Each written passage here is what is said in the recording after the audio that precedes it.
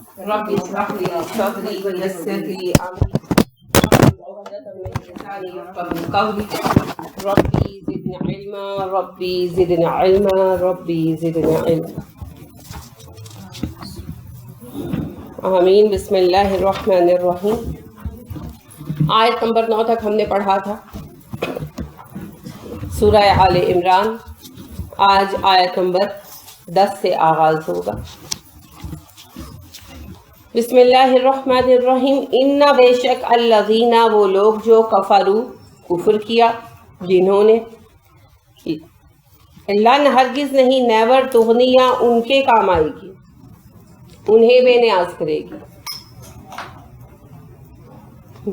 عنہم ان کو اموالہم مال ان کے وا اور لا نہ اولادہم اولادیں ان کی من اللہ اللہ سے شیئن ذرہ برابر. وہ لوگ جو کافر ہیں یا جنہوں نے کفر کیا انہیں اللہ کے مقابلے میں ان کے مال یا ان کی اولادیں ذرہ برابر بے نیاز نہیں کریں گی. بے نیاز کرنا کیا ہوتا ہے؟ کام آنا، کسی سے بے فکر کر دینا کہ یہ بچا لے گا، ہے نا. جیسے کوئی پولیس میں پکڑا جائے تو امید ہو کہ رشوت دے کے چھوٹ جائیں گے، وہ ایک نیگیٹو چیز ہے، لیکن بھروسہ ہے نا پیسے پر. اور یا پھر یہ ہو کہ وکیل پر اعتماد ہو کہ وکیل چھڑا لے گا. اس طرح ساری چیزیں. تو زیادہ انسان کا بھروسہ دو چیزوں پر ہوتا ہے نا، ایک پیسے پر، دوسرا اولاد پر، کہ پیسہ ہے تو سب کچھ ہو سکتا ہے. پوری دنیا میں یہی تصور ہے. وہ امریکن ایک فریز ہے کہ the one who has $1 million there is no law for him. ایک بندہ جس کے پاس $1 ملین ہو اس کے لیے کوئی قانون نہیں ہے دنیا میں. کہ ملینئرز لوگ جو ہوتے ہیں نا وہ جو چاہے کر لیں. وہی بات ہے جو ہمارے یہاں بنی ہوئی ہے. وہ ہمارے یہاں کہتے ہیں ڈاڈے دی سٹھی 20 کہ جو ڈاڈا ہوتا ہے اس کے 100 میں جو 20 ہوتے ہیں نا زیادہ ہوتے ہیں. یعنی کہ 5 دفعہ 20 آپ کرتے ہیں تو 100 بنتا ہے. تو کہتے ہیں 70 کہ 7 ٹائمز 20 ہوتے ہیں کہ اس کا 100 140 کا بنتا ہے. تو ڈاٹا جو ہوا. تو جس کے پاس پیسہ ہوتا ہے نارملی یہی سمجھا جاتا ہے کہ وہ جو چاہے کر سکتا ہے. حالانکہ درست نہیں ہے. ہمارے معاشرے میں کرپشن کی وجہ سے ضرور اس طرح ہو رہا ہے کسی حد تک، لیکن پیسہ سب کچھ نہیں ہے. مگر انسان کو یہی لگتا ہے کہ میرے پاس پیسہ ہے تو بہت زیادہ میں پاورفل ہوں. عام طور پر بڑے آدمی سے کیا مراد دی جاتی ہے؟ پیسے والا. طاقتور سے کیا مراد دی جاتی ہے؟ پیسے والا، ہے نا. اللہ کا فضل کیا سمجھا جاتا ہے؟ صرف پیسہ. حالانکہ پیسہ بھی اللہ کا فضل ہے. قرآن نے بھی رزق کے لیے فضل کا لفظ استعمال کیا، لیکن ہمارے یہاں فضل صرف پیسے سے ہی جو ہے نا سمجھا جاتا ہے کہ جس کے پاس پیسہ ہے اس پر تو بڑا فضل ہے اللہ کا، اللہ نے بڑا کرم کیا ہوا ہے. چاہے وہ بیچارہ کینسر سے کیوں نہ گزر رہا ہو، چونکہ وہ پیسے والا ہے تو ہم سمجھتے ہیں کہ اس پر بڑا فضل و کرم ہے اللہ کا. اور دوسری بڑی چیز جس پر بڑا مان ہوتا ہے کیا ہوتی ہے؟ اولاد، ہے نا. تو ہمیشہ سے رہا ہے، آج سے نہیں ہے، ہمیشہ سے ہے. انسانی معاشروں کے اندر اولاد اور بیٹے، اولاد میں خصوصیت کے ساتھ جن کے زیادہ ہوتے تھے وہ طاقتور سمجھے جاتے تھے، ہے نا. لہٰذا آپ دیکھیں کہ حضرت ہود علیہ السلام نے اپنی قوم کو کہا اگر تم اللہ کی فرما برداری کرو گے اللہ تم پر بارشیں اتارے گا اور بیٹوں کے ذریعے تمہاری مدد کرے گا، ہے نا. کیونکہ قوت بن جاتے ہیں نا، جتنے بیٹے اتنی قوت. قبائلی نظام میں تو خاص طور پر اس کی اہمیت تھی نا. لہٰذا اب دیکھیے کہ خود رسول اکرم صلی اللہ علیہ وسلم کے جو دادا تھے عبد المطلب، ان کا صرف ایک بیٹا تھا حارث. تو بڑے ویک تھے، کمزور تھے اولاد کے اعتبار سے. تو جب انہوں نے خواب میں دیکھا، آب زمزم کی تلاش کی ان لوگوں کو، بنو خزاع والے رہتے تھے مکہ میں. تو بنو خزاع والوں کو جب قریش نکالا، قریش کو نکال کر بنو خزاع والے قابض ہو گئے تھے. تو آپ صلی اللہ علیہ وسلم کے جد امجد میں پیچھے 7ویں 8ویں کچھ پر قصی آتے ہیں. تو قصی جو تھے انہوں نے بنو خزاع والوں کو مکہ سے نکال کر قریش کو واپس آباد کیا، قریش کا اقتدار واپس دلایا. کیسے بنو خزاع والوں نے قبضہ کر لیا؟ ان کی تعداد زیادہ تھی. اب بنو خزاع والوں کو جب نکالا نا تو انتقاماً ہو جاتے جاتے آب زمزم کا کنواں پاٹ گئے، بند کر گئے. تو کوئی نشانی نہیں تھی. تو کئی سال تک بلکہ کئی دہائیوں تک آب زمزم کا کنواں نہیں تھا، یعنی آب زمزم نہیں ملتا تھا. تو عبد المطلب جو تھے انہوں نے خواب میں دیکھا، ان کو نشانی دکھائی دی، وہ نشانی مل گئی. اب جب انہوں نے کہا کہ یہاں کنواں ہے تو اب صحرا میں بہت مشکل ہوتی ہے کھدائی، تو یہ لوگ نہیں مانے. ویسے بھی مکہ کی زمین جو ہے وہ لاوے سے پٹی پڑی ہے، تو وہ نہیں مانے. انہوں نے مذاق اڑایا کہ بڑا عالم بن گیا، کاہن بن گیا ہے، جس کو خواب آتے ہیں وغیرہ وغیرہ جیسے ہوتا ہے. تو انہوں نے اپنے ایک ہی بچے کے ساتھ مل کر پتہ نہیں کتنے دن لگا کر یا ہفتے لگا کر کھدائی کی. اب جب آب زمزم نکل آیا تو اب سارے آ گئے، ٹھیک ہے، اب لڑ پڑے. تو عبد المطلب بیچارے جو ہیں وہ اکیلے تھے، ان کے ساتھ ان کا ایک ہی بچہ تھا. تو اس وقت انہیں بہت رنج ہوا. بہرحال بھی بیچ میں دوسروں نے پڑھ کر بات تو ٹھنڈی کرا دی، لیکن انہوں نے اس وقت یہ منت مانی تھی کہ اگر میرے 10 بیٹے ہوئے تو ایک قربان کروں گا. کہ اب دیکھیے یہ اہمیت تھی اولاد کی، کہ اگر میرے 10 بیٹے ہوئے تو ایک شکرانے میں قربان کر دوں. تب یہ منت مانی. پہلے یہ قربانی جائز تھی بیٹوں کی جیسے؟ جائز نہیں تھی، وہ لوگ تو دین ابراہیمی کی تعلیمات بھول چکے تھے نا. بیٹوں انسانی قربانی کبھی بھی نہیں لی گئی، صرف ابراہیم علیہ السلام کو بطور آزمائش کہا گیا تھا، لی تب بھی نہیں گئی تھی. اس کے بعد بھی کبھی بھی جائز نہیں تھی. بس انہوں نے جیسے ابھی آپ اذان والی بات کر رہی ہیں نا، کہ خود بخود ایک کانسیپٹ بنا لیا کہ جہاں اذان دی جائے گی وہاں جنات نہیں آئیں گے، تو گھروں میں اگر جن زدگی ہے تو اذانیں دینی شروع کر دو. اسی طرح انہوں نے ابراہیم علیہ السلام والے واقعے سے خود بخود ڈرائیو آؤٹ کر لیا کہ اگر میں بیٹا قربان کر دوں تو اللہ خوش ہو جائے. حالانکہ وہ محض امتحاناً کہا گیا تھا، مقصد بیٹا قربان کرانا نہیں تھا. انسانی قربانی کبھی بھی جائز نہیں رکھی گئی، کبھی بھی نہیں رکھی گئی، ٹھیک ہے. لہٰذا انہوں نے یہ منت مان دی، اور پھر اللہ نے تب بھی عبداللہ کو قربان نہیں ہونے دیا، ہے نا، کیونکہ اسلام میں انسانی قربانی کا کوئی تصور نہیں. تو آپ دیکھیے یہ اہمیت ہے اولادوں کی. تو لہٰذا انسان کا مان اولادوں پر ہوتا ہے نا، بیٹوں پر ہوتا ہے. اللہ رب العالمین یہی کہتے ہیں کہ تمہارا بھروسہ ہے تمہارے مال کام آئیں گے، تمہارا بھروسہ ہے مشکل وقت میں اولاد کام آئے گا، ہے نا. ہم یہی طرز کھاتے ہیں نا، جس کی اولاد ہم کہتے ہیں بڈھے ہو جائیں گے بیچارے، ان کون سامنے گا، ہے نا. چاہے جن کے سگے بچے موجود ہوں وہ جا کر جو ہے نا وہ اولڈ ہاؤسز میں جمع کرائیں، وہ تو بوڑھے ہوں گے تو پتہ چلے گا، ہے نا. جی بالکل صحیح بات ہے. ایک تو اہم بات یہی ہے کہ بوڑھا ہونا بھی ہے یا نہیں اللہ نوز. پھر اس کے بعد کس کو اولاد سے فیض ملنے والا ہے یہ بھی اللہ کو ہی پتا، اللہ عالم. تو بات یہ ہے کہ سگے بچے جو ہیں وہ پوچھتے نہیں ہیں، ہے نا، اور جن کے بعض اوقات اڈاپٹڈ بچے بہت اچھے نکل آتے ہیں. تو یہ اللہ رب کریم کو ہی پتا ہے، لیکن ہمارا ترس کھانے کا انداز یہی ہوتا ہے نا. پھر ایک اور کیا ہوتا ہے، جن کا تو بیٹا کوئی نہیں ہے تو بیچارے ہائی بیٹیاں تو بیاہ کر چلی جائیں گی، ہے نا، بیچارے اکیلے رہ جائیں گے. تو یہ طرز کا انداز ہے. تو اللہ کہتے ہیں تمہیں سب سے زیادہ اعتماد اپنے مال اپنی اولاد پر ہے، مگر میرے مقابلے میں وہ تمہارے ذرہ برابر کام نہیں آئیں گے. کیونکہ پہلی بات تو یہ کہ مال اور اولاد دیے کس نے؟ اللہ نے. اور دوسری بات یہ ہے کہ اللہ کے حکم کے آگے کوئی کچھ کر سکتا ہے؟ کچھ نہیں کر سکتا. اور جس دن اللہ کے سامنے کھڑے ہو کر جواب دینا ہے اس دن تو یہ مال اور اولاد کیا بنے ہوں گے؟ حساب کا ایک سبب ہے نا. اولادیں کھڑی ہو کر دعویٰ کریں گی کہ جی انہوں نے ہمیں یہ نہیں سکھایا، انہوں نے وہ نہیں سکھایا. ان سے حساب لیں اللہ جی، ہمارے اکیلے کا قصور تو نہیں. اور مال بھی جب تک حساب نہیں دیں گے کہاں سے کمایا کہاں لگایا، تب تک تو جان نہیں چھوٹنی. تو اس وقت پھر ہر کوئی جو ہے نا وہ افسردہ ہو رہا ہوگا مالوں کے حوالے سے اور اولادوں کے حوالے سے. تو یہ ذمہ داریاں ہیں. نعمت ہے تو نعمت کا حساب بھی تو ہے، لہٰذا یہ سب چیزیں ذمہ داریاں ہیں. تو بنیادی چیز یہ سکھا دی گئی. اس کا مطلب یہ نہیں کہ مال نہ کمائیں آپ، یا آپ اولادوں سے محبت نہ کریں، یا اولاد کی طلب نہ رکھیں. یہ تو دل کے اندر موجود ہی ہے، لیکن یہ زندگی کا مقصد نہیں ہے. اگر آپ کو مال دیا گیا تو مال کے ذریعے کیا کریں؟ جنت کمائیں. اگر اولاد دی گئی تو اولاد کے ذریعے جنت کمائیں. صدقہ جاریہ کے اسباب پیدا کریں، دونوں کے ذریعے، مال کے ذریعے بھی اور اولاد کے ذریعے بھی. اولاد کو صدقہ جاریہ کیسے بنایا جاتا ہے؟ اچھی تربیت کر کے. جی اللہ کی رضا حاصل کریں. بالکل، اولاد اور مال کے ذریعے اللہ کی رضا حاصل کریں. کیسے؟ مال کو اللہ کی راہ میں خرچ کریں، وہ اسباب بنائیں جو کام آتے رہیں لوگوں کے. اور دوسری طرف آپ دیکھیے کہ اولاد کی تربیت ایسی کریں کہ وہ آگے بڑھ کر کام کریں، دین کے کام آئیں، دنیا کے کام آئیں، انسانوں کے لیے کام کریں.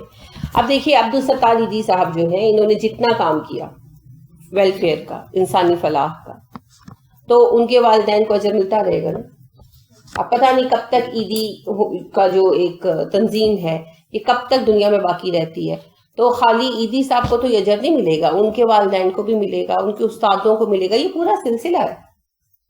پھر اگر ان کے والدین نے جو کچھ عیدی صاحب کو سکھایا وہ ان کے والدین نے سکھایا تھا تو ان کو بھی جائے گا. یہ تو نسل در نسل ٹرانسفر ہوتا ہے.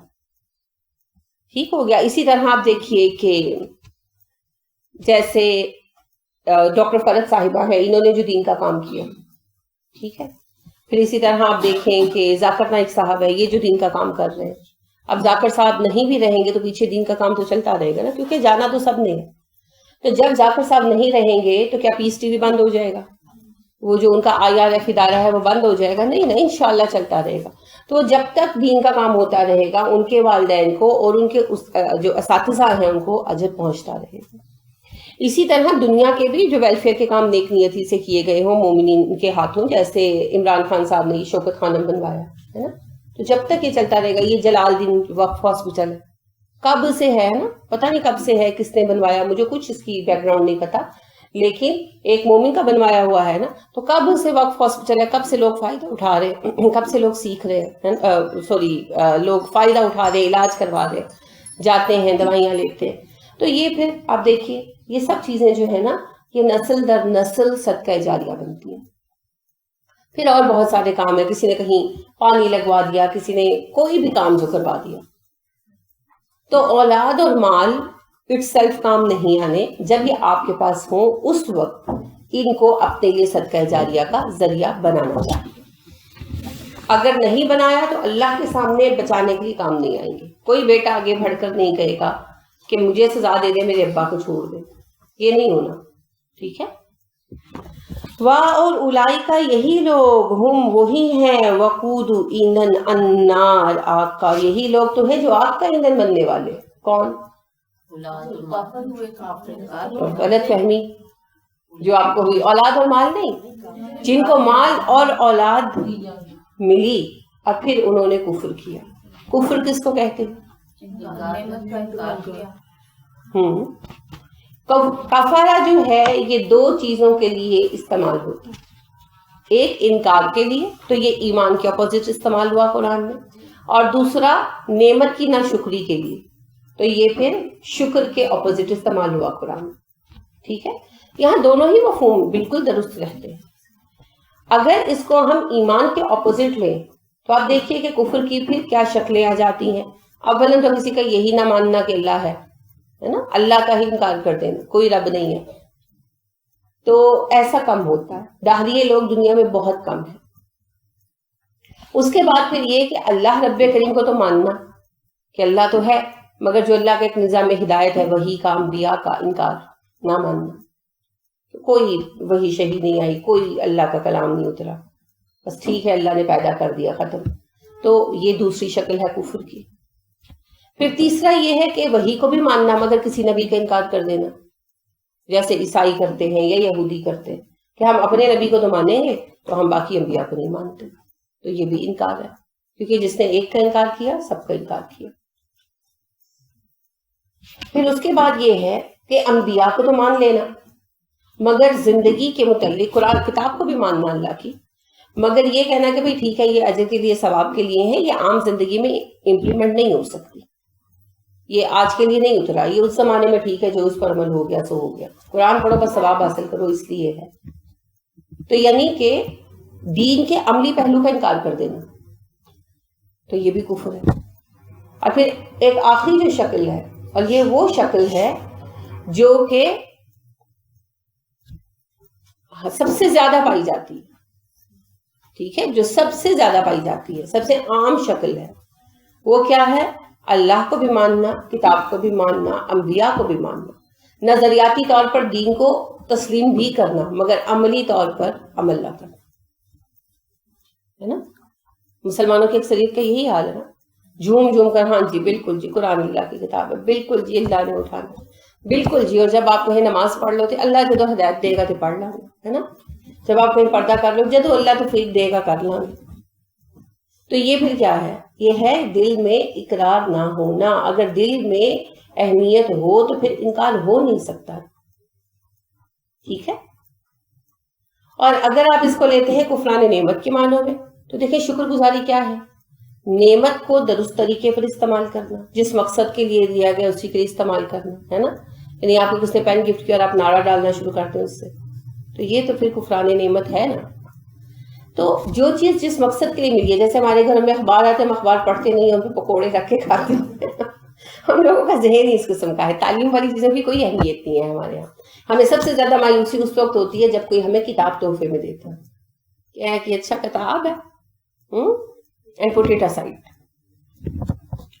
تو یہ جو چیزیں ہیں نا، کفران نعمت ہوتا ہے نعمت کا درست استعمال نہ کرنا، اور دوسرا نعمت لے لینا اور دینے والے کا احسان نہ ماننا، یا نعمت کو اپنی ذاتی محنت کا یا کسی اور کی محبت کا نتیجہ سمجھنا، جس نے دیا ہے اس کی نوازش نہ ماننا.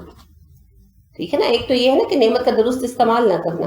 جیسے اللہ نے ہمیں زبان دی، آنکھیں دی، دماغ دیا، علم دیا، ہم ہر چیز کا غلط استعمال کرتے ہیں. پیسہ دیا، اولادیں دی، تو ہم ان کو صحیح جگہ پر نہیں استعمال کر رہے، غلط طریقے سے استعمال کر رہے ہیں. ایک تو یہ مفہوم ہے. دوسرا یہ کہ جب نعمت مل گئی تو نعمت کو اپنے دینے والے کا انعام نہ سمجھنا، اللہ کی طرف منسوب نہ کرنا، بلکہ کیا کہنا کہ تو ہماری محنت کا نتیجہ ہے. بڑوں بڑوں کی محنتیں ضائع ہو جاتی ہیں، ہم کیا اور ہماری محنتیں کیا. یا پھر کسی اور کے ساتھ منسوب کر دینا، ہے نا. فلاں بابا جی نے بیٹا دیا اور فلاں بابا جی نے رزق دیا، تو یہ بھی کفران نعمت ہے. اور پھر آخری شکل کفران نعمت کی، نعمت کو سینے سے لگا لینا اور دینے والے کو بھول جانا.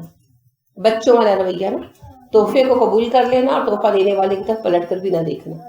تو ہم دن رات نعمتیں استعمال کرتے ہیں اور جو نعمت دینے والا رب ہے وہ ہمیں کبھی یاد نہیں آتا، ہے نا. کبھی ہم شعوری طور پر نہیں کہتے کہ اللہ کی شکر ہے.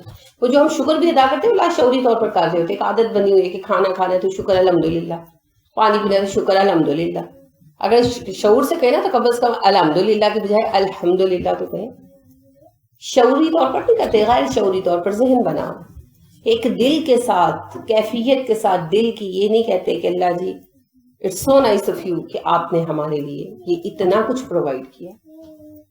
کیونکہ ہم نعمتوں کو اپنا حق سمجھ کر لیتے ہیں اور نعمت دینے والے کو بھول جاتے ہیں. تو کفر، جو جنہوں نے کفر کیا ان میں دونوں چیزیں آ جاتی ہیں نا، ناشکر گزاری بھی ہے اور ایمان کا انکار بھی ہے. تو دونوں ہی معنوں میں سے جو بھی معنی آپ کفر کا یہاں رکھیں گے ایک ہی بات آئے گی. ٹھیک ہے. تو قرآن میں کفر کا لفظ انہی دو معنوں میں استعمال ہوا. اب جو کفر کرنے والے ہیں ان کے مال اور ان کی اولادیں کام نہیں آئیں گی. کیوں نہیں کام آئیں گی؟ کیونکہ انہوں نے مال اللہ کی راہ میں تو لگانا ہی نہیں ہے نا. تو رسول اکرم صلی اللہ علیہ وسلم نے تو فرمایا مال تمہارا وہ ہے جو تم نے کھا پی لیا، یہ اللہ کی راہ میں لگا دیا. تو جو کھا پی لیا وہ تو کام نہیں آنا، نقصان دہ بھی نہیں ہے. جیسے رسول اکرم صلی اللہ علیہ وسلم نے کہا نا، جو گھوڑا سواری کے لیے لیا گیا نہ فائدہ ہے نہ نقصان ہے، جو اللہ کی راہ میں جہاد کے لیے لیا گیا اس کا اجر ہے.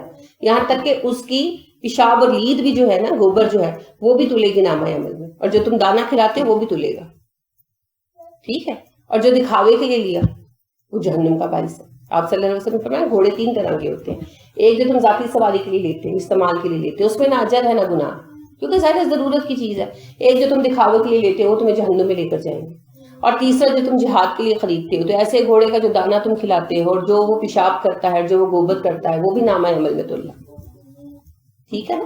تو اب جو کافر ہے کسی بھی معنی میں، تو وہ پھر اللہ کے نام تو خرچ نہیں کرے گا، تو پھر وہ مال کام آئے گا. ہاں، جو اللہ کی راہ میں خرچ کیا ہوا مال ہے وہ کام آئے گا، ہے نا. رسول اکرم صلی اللہ علیہ وسلم نے کہا اتقوا النار ولو بشق تمرہ، آگ سے بچو جہنم کی، چاہے کھجور کا ٹکڑا دے کر بچو، وہ مال بچائے گا نا. اور ایسے جو اللہ کی راہ میں دینے والے ہیں ان کے لیے پھر اللہ کے پاس بڑے انعامات رکھے ہوئے، بہت زیادہ.